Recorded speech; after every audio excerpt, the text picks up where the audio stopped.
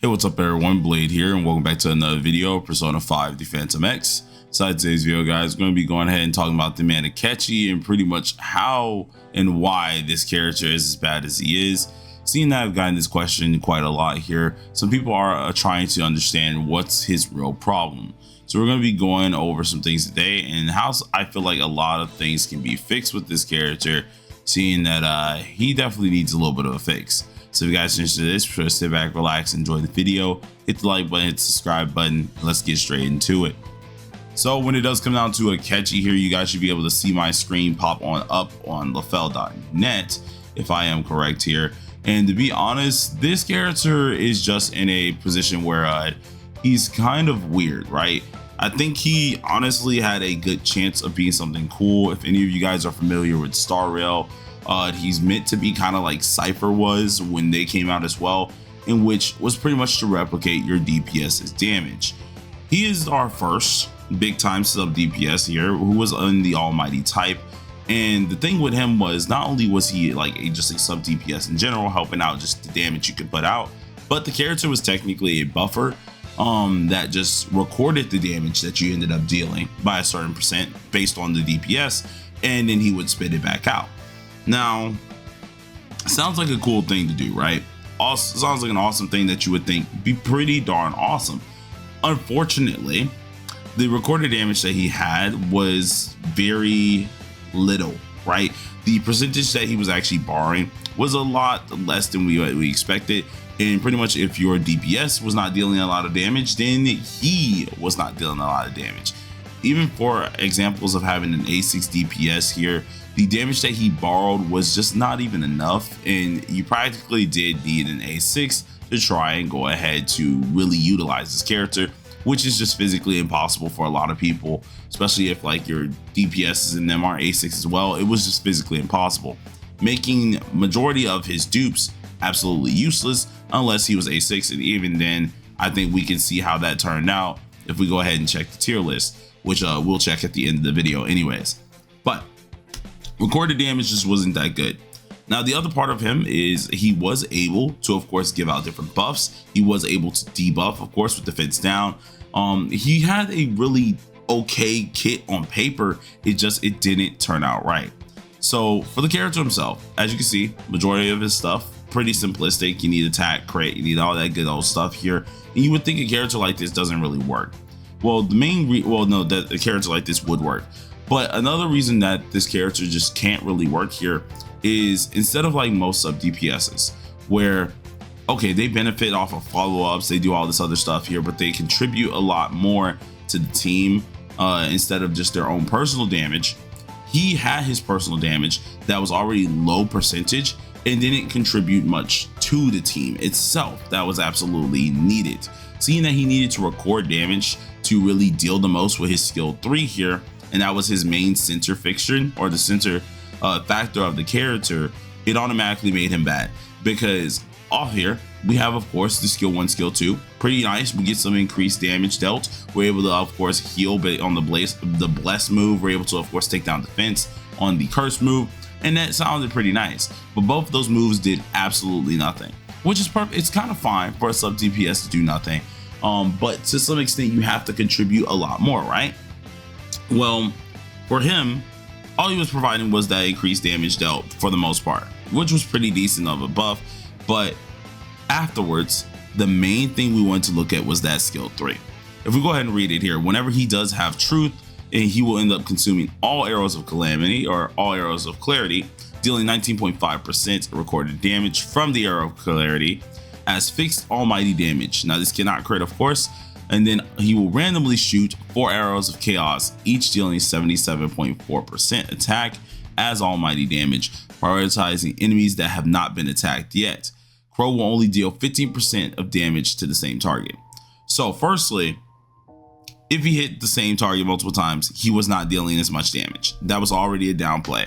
But secondly here, if you can look at any of those percentages, those don't sound like much, right? We have 19.5, we have 77.4, and we have to remember he only takes a percentage of recorded damage, which is not much. If we have the passive down here, which is walking in the fog, it tells you the detective partner, aka the partner that he's going to take the percentage from usually here, right?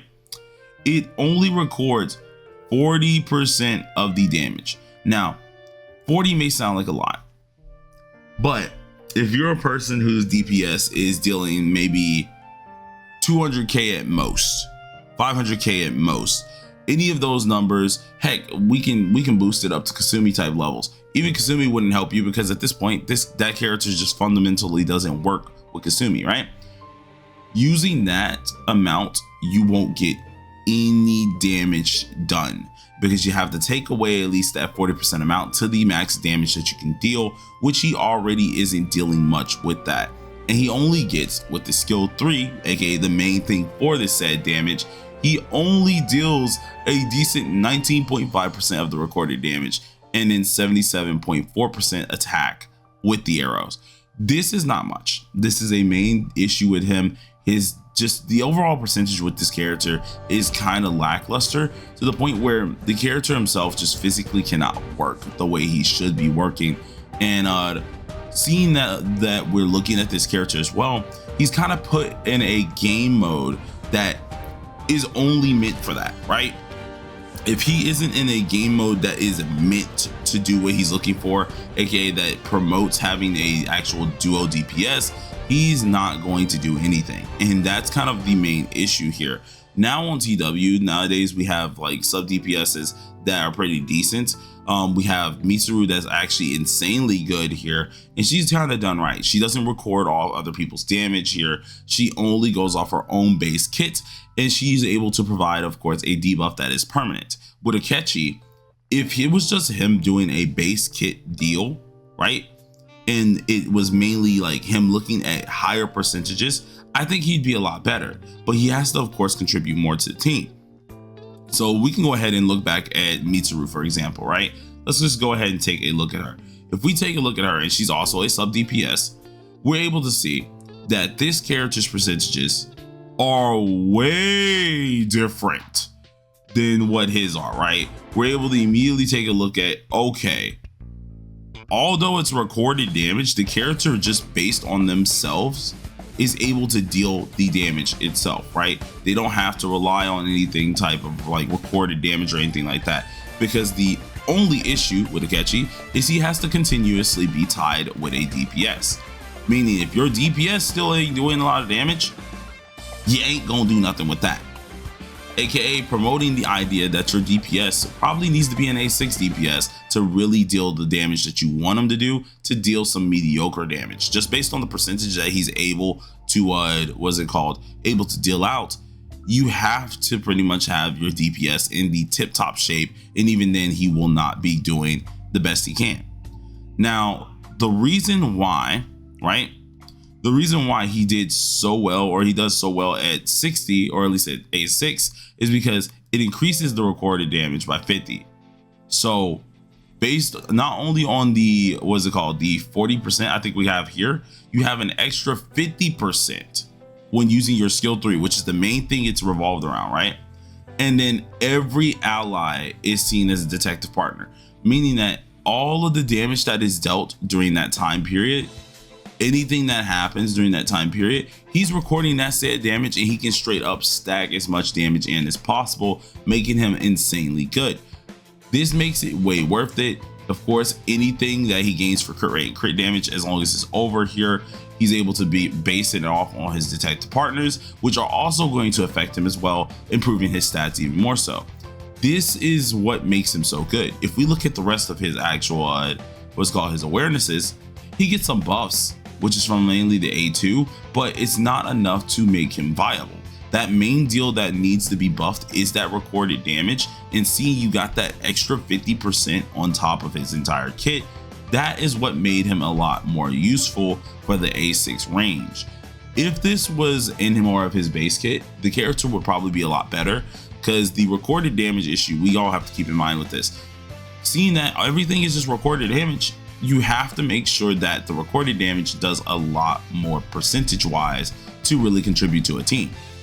Inside of this game, it does not try to promote a lot of like debuffers. It doesn't try to promote a lot of sub DPSs unless you truly gear them in that way. The reason why Mitsuru also works so well isn't only just because of the, like, what's it called, the damage that she's able to perform, but as a sub DPS, she's fundamentally also acting as a debuffer. So you're getting also a ton of damage out of this. You're boosting your what's it called, your Navi stats here. You're obviously dealing even more damage itself just based on the character's kit herself. So she has a lot going on that contributes all around and makes herself hit pretty decently hard.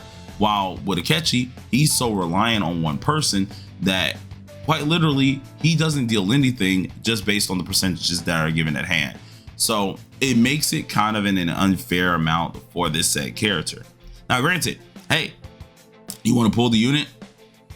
Pull the unit, because I'm gonna be honest with you, I pull for fun at the same time here. When AKECHI came out, I looked at the kit and I was like, dang, this character is kind of bad, but I'm still get him because I just genuinely like my character, right? AKECHI's still cool to me. I do wish, of course, Loki was the one that we ended up getting, but he's a cool character. So if you still pull, you still pull. It's pretty decent.